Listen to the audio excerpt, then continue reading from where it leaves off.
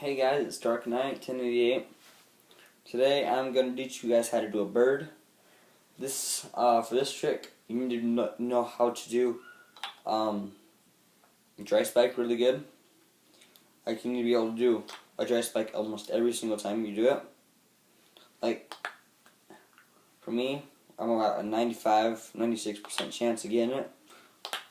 So once you're really good at dry spike, what you want to do is you want to take your Ken, this is your Tama, you want to take your Ken, tilt it just a little bit away from you, and then you want to make sure your ball is not moving, it's just sitting there.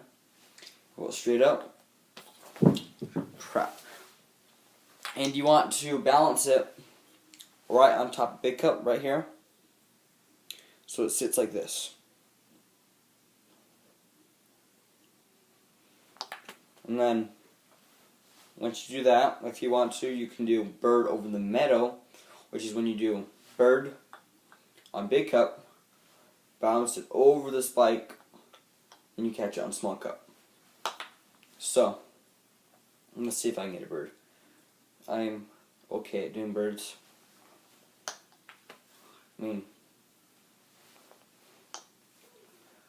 Yeah.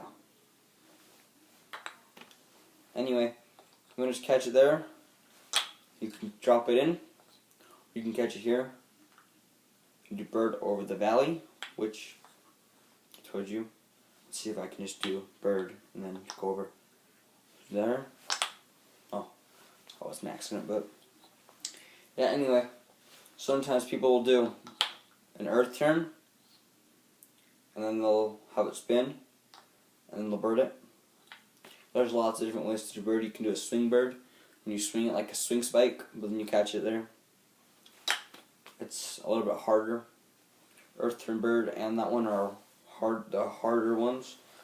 So, there we go, there's a bird. Just drop it in. There you go.